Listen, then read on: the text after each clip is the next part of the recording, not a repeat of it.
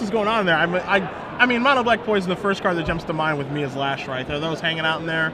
They have 4 Lashwraiths, just 7 poison creatures, or 11 counting the Nexuses. Okay. But tons of removal.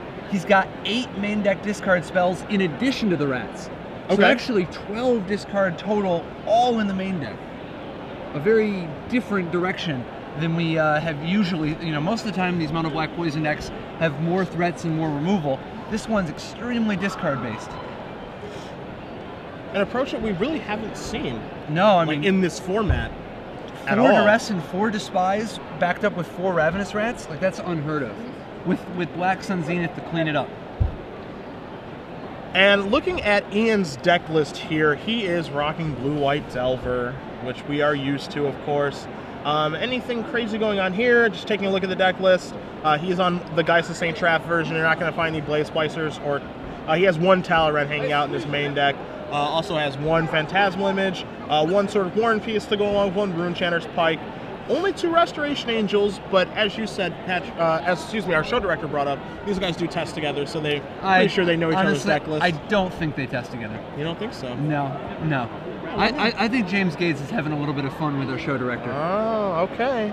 See, okay. Yeah, because what's interesting is, while James claims that him and Ian test together and that he's Ian's best friend, Ian did not test with anybody for this event and doesn't have any friends in California. No, as we do see in A Delver of Secrets, eating a Virulent Wound. Oh, that's 1. 9 to go for the poison counters, my friend. From James Gates. So we'll see if Ian's hand was reliant on Delver of Secrets flipping, or if he's still able to play a real game of Magic with them. As a Delver of Secrets off the top from Ian is not hitting play. We see a Gataxian Probe. Mana being paid.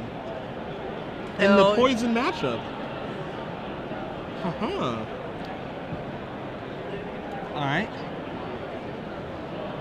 We see another Virulent. We see 2 Phyrexian Crusaders. It's been a little while since I've seen that. A Sign in Blood, a Black Sun Zenith, and a Lashwraith to go along with just 1 more Swamp. Classic Mono Black controls. Yeah, which means Sign in Blood, you got some work to do, my friend. The age-old battle, Mono Black Control versus Blue-White Delver. A classic tale. Oh, he did pay life for that, okay. So he paid life, tapped his blue mana, he's going to put a Delver into play. And now a Glacial Fortress, and he's going to pass back. Looked like he was paying for that probe. I was a little bit surprised. No, it was the Delver Secrets. Yeah. We're going to see Sign in Blood. Targeting myself. Hit 1, Despise, hit 2, Duress. Duress or unduress? As a Ponder is going to flip our Delver into an Insectile Aberration. So Ian has got his initial game plan online, as we're going to see a Ponder get cast here. Going to set up some things here for the mid-game while providing a clock, and we're going to have to see if James can get out from underneath this. One thing that you and I do know, there is not a 3rd land lurking over there. It's 2 from the top at James' deck. We'll see about that. You sound confident. I think it's the first one. All right. I think it's right here, right now.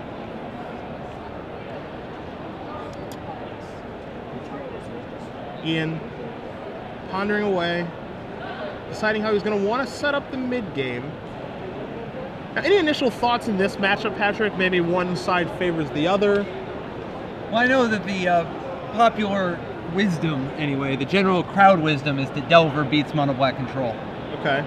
But this is certainly a very non-traditional list.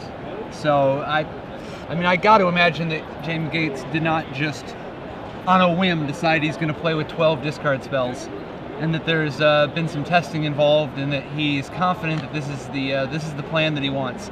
In general, though, it's tough when you've got cards like Skithiryx and Lashwraith that you're relying on. When you get under the gun from the early pressure, you don't punish them for paying life for all their Phyrexian mana spells, and then a timely mana leak just shuts you out.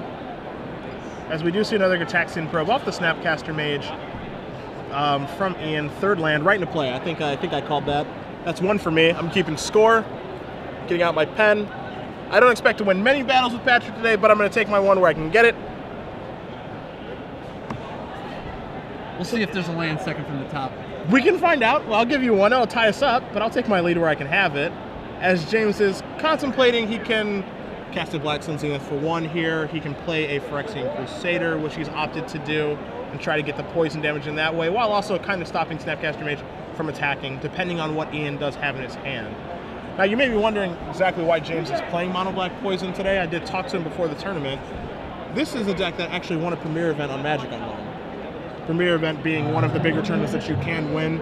And with how the format is set up, with, you know, Black Red Zombies, Delver, various pod decks, and to a lesser extent Mono Green Infect, this deck winning a Premier event kind of jumped out at people going, hey, what's going on here? And I guess it has tested relatively well for people, so it's starting to show up a little bit more right now.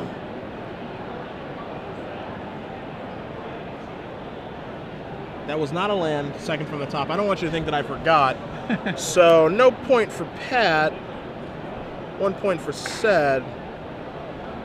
We'll keep a running tally for you guys. Taking a look at what Ian's working with. Talleyrand, I believe that it's a Talleyrand and Glacial Fortress, excuse me, a Seachrome Coast, and what I believe is a Restoration Angel. So a swing and a miss from James Gates.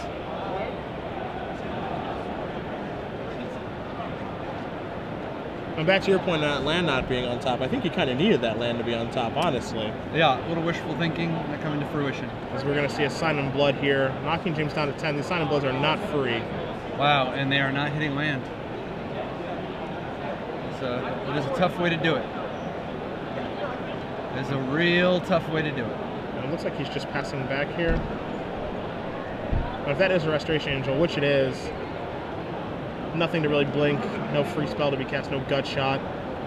He's in a bad spot here. The next attack from Iain is likely going to be 6 across in the air, which is going to knock James down to 4. And what looks to be a pretty sticky situation to get out of.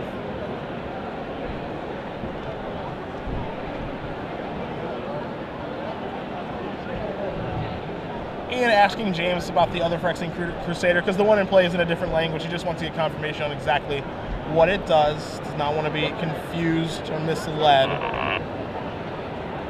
You can see the Seachrome Coast come into play, and just a passive the turn back. Then he's going to draw his card, and another non-land. That's a Rizzy right there. That's a wrap. I think that is going to be a wrap. But when we move into the sideboarded games, James Gates will be picking up. Do you like Tribute to Hunger in this matchup? Because I know Ratchet Bomb has got to be appealing. Ratchet Bomb, just a nice, cheap way to interact with Delver, potentially swords, anything like that. It's not a great weapon, but it's a reasonable one. Go for the throat. Nice to be able to hit the Delver or the Restoration Angel. I like that one more. Do you think he likes Tribute, or do you think he doesn't fear the Geist of St. Traft? Because it really comes down to whether or not you think Iain has Geist of St. Traft, right?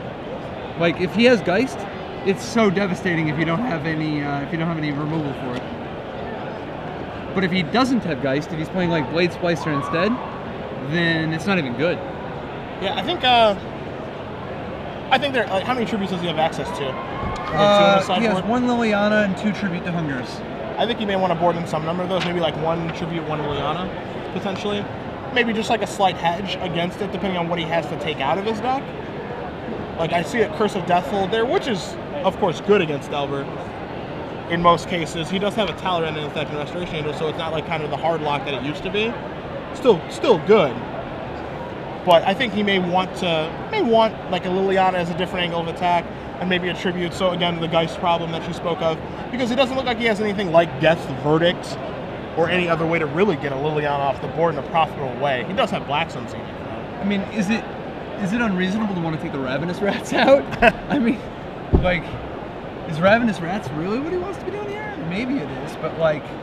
Well, I don't think it's any better than... I think of his discard spells, which are Duress, Despise, and Ravenous Rats, Rats is the worst. Yeah, I don't mind Duress and Despise too much, actually. Like, there's the possibility of him being dead draws later, but they can be very disruptive early on, and if he just leaves Iain without an answer for a turn or two, he could get a real nice position with like the Crusader plus Last Ride out of nowhere. But I think that the Ravenous Rats grindy plan is just the wrong way. So I would imagine, I mean, I don't know though. I don't think you sit down with Ravenous Rats in your deck if you're looking to board them out every match. But I think that there's a chance that he'll be looking to see if those rats might be better off as bombs, go for the throats, or tribute. Possibly even like Curse of Death's Hold. I mean, I don't know. Like the Delver decks now, ever since they incorporated Restoration Angel and more Geist of St. Traps, are a lot less vulnerable to it. Yeah, I remember like when you were playing Grixis, Curse of Death's Hold was like a big part of when your I was plan. playing Grixis. Have you changed? We refer to those as the 90s, the 2000s, and the 2010s. Well, while you were playing Grixis currently, I know that was a big part of your game plan in beating Delver. It was kind of like stick one, and then kind of just kill everything else. Or yeah, like I mean, it was shutting off Moorland Haunt. Yeah, they used to be more Moorland Haunt, Invisible Stalker, centric, and maybe Midnight Haunting. They didn't have access to nice things like Restoration Angel. And when they've only got like 3 creatures in their entire deck that can live through it, you know, even like Augur of Bolas. I mean, Augur of Bolas, even though the curse shuts down his power, he'll pick up a sword or a pike and get busy. Sure. Not anywhere near as good as it used to be. Obviously, things have changed. Yeah. New cards have come forward since. Looking at Ian's deck list, let's see if he's prepared for Mono Black Poison. 2 Celestial Purges hiding out. Divine Offering for the Lash Rides that he certainly knows about. 2 Dissipates. Yeah, as another way to deal with the Skizerix or Lash Writhe, possibly even Black Sun Zenith. Super nice to have access to those hard counters in this matchup. Without a doubt. He also has a Knight of Glory hiding out here, which is going to likely come in. Mental Misstep's not really where he wants to be. Phantasmal Image, kind of an interesting way to deal with Skithrix if he needs to do that. Also copying that on a Phyrexian Crusader lets him trade. They get a little battle there. And then Spectral Flights on the Geist of St. Traft, always a nice way to steal a game. If James does know about that, I think it's gonna.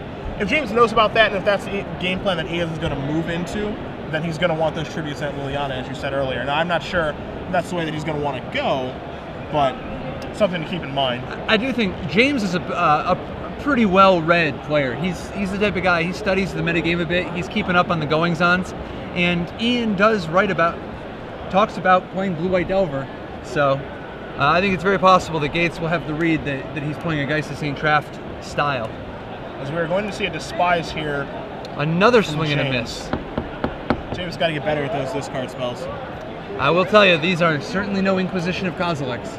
That's true. Wow. Inquisition of Kozilek was another one you didn't know how good you had it till it's gone. As we're going to see a hand here of Thought Scour, Divine Offering, Gutshot, Vapor Snag, and 3 lands, one of which is going to tap for a white. I believe it was a Glacial Fortress, so he can do everything that he wants to do. And, of course, had it, as they say in the business. Yeah. Had it. Had all along. I knew it was there. Delver of Secrets does hit play. That's going to be a Sign in Blood. Well, a nice turn 2, making up for the miss on turn 1. Still down a shock. Or a shack, as the king would say. So Delver showing mercy for a turn, not flipping, and just in for one, which is going to knock James down to 17. Is that a Geist of St. Traft he drew? He's making this look really easy. That is disappointing when you despise him and he goes Delver Geist.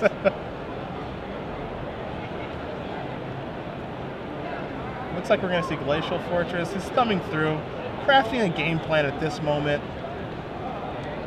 So what do you think of no 4-drop Liliana in James Gates decks?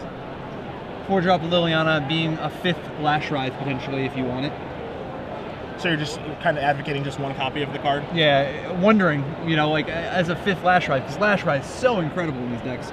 Having access to a 5th copy, I mean, he's not playing any other Liliana's main deck, so he could pull it off. And the versatility as well. Being able to having another removal spell or the extra, you know, another way to hit your Skitherix mana. Yeah, being able to search for that 5th land.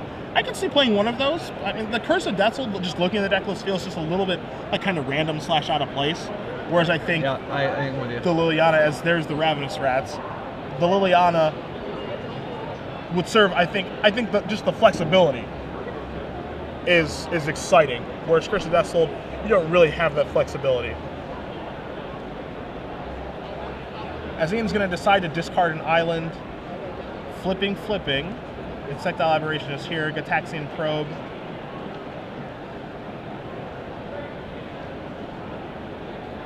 going to reveal the contents of James' hand for all of us to see. I see a swamp. I see a Tribute of Hunger that you spoke about. Looks like 2 swamps, a Tribute to Hunger, a Black Sun Zenith, and a Lash Wraith. So, nice little mix. A decent hand. A little slow in terms of putting some pressure on Iain, but from the looks of it, basically every hand without a Crusader is.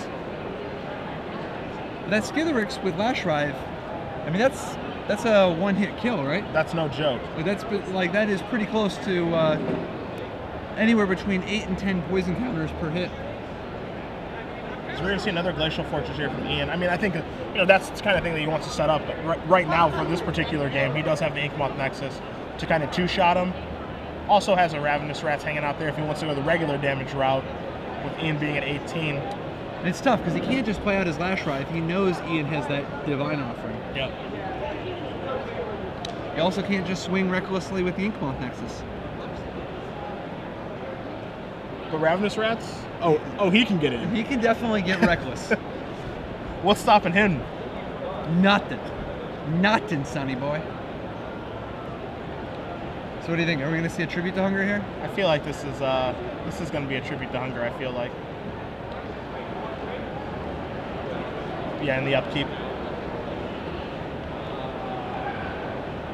So he wants to use a Mana Leak on it. He's going to have to do it on his turn. Smart play from James Gates.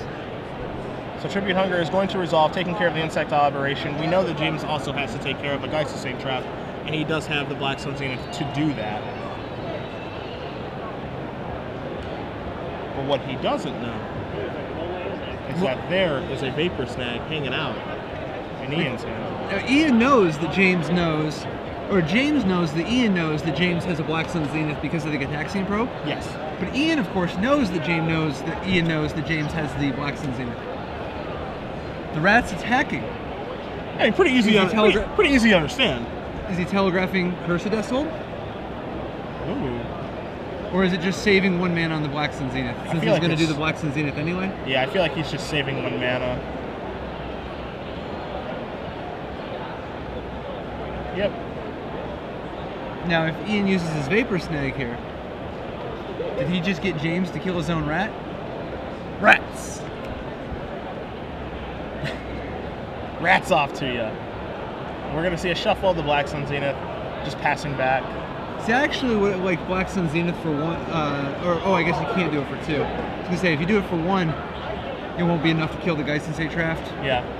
But you got to get that attack in first, so there's no way to get the Nexus to get a hit in. We're going to see the Geist make a return appearance.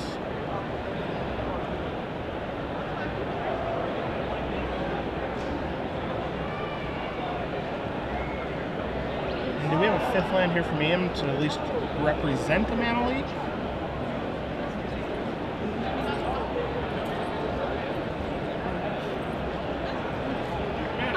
This could be a trap now, because he could potentially have the 5th land, and maybe he wants him to cast the Lash Wraith. He could be setting him up and we're going to find out right now via Despise. This could be another ill-timed discard spell here from James, and he does have the 5th land. He has a Geist, a 5th land, Divine Offering, and Gut Shot. So he's kind of trying to reel him in here to cast that Lash Wraith. Well, no, what he wanted is he wants the Nexus to try to sneak in for the 1, so that he can just give him the Gut Shot. Okay, give him the Gut Shot, okay. Yeah.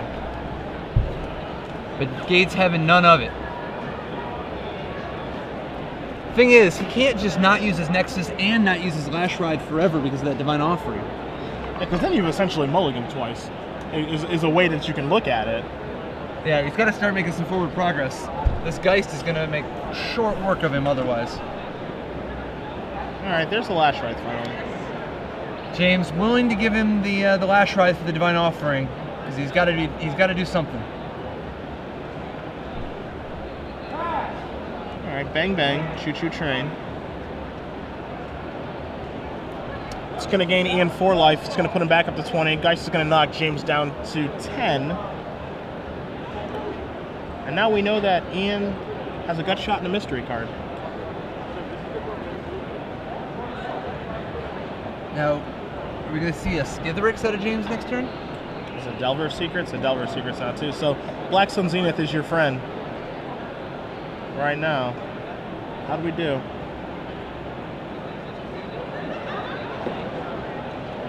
That's not bad.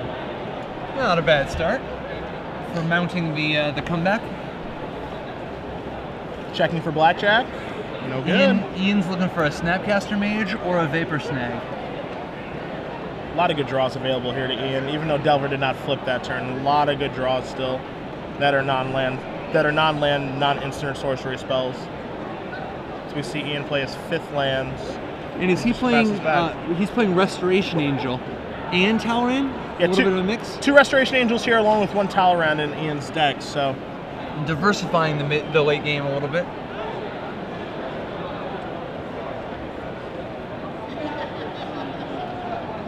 Now it's just going to come to kind of who draws better in this mid to late game stage that we're at. Do you think this favors one player better than the other? You know, Delver has Ponder, Thought-Scour type effects versus James just has very powerful cards. Yeah, I think this favors the Delver player, Iain, partly because of having access to things like Ponder, but partly he's only got 19 land. James has 24, so he's got more live draws, plus he is ahead on board. Iain doesn't have any infect counters yet, whereas James' half his life is gone and he's facing down 9 power worth of creatures. It doesn't take very many things for Iain to kill James on the spot, whereas James still needs to assemble a couple cards in order to actually win this game. So, give a pretty solid edge to Iain, but it is far from over. Maybe 70-30 Iain. That was a ridiculous Delver reveal. Revealing Ponder flipping Delver into Insectile Aberration, and now Ponder on the stack. So, as we bring up the subject of who has the live draws, I think we just found out. And now Vapor Snag bouncing that. Now things are spiraling out of control. That actually puts him to 9. And then this is an attack for 9. Now Inkmoth Nexus can chump, of course. Gutshot's going to say otherwise, my friend. Yep, and that's the match. That's it.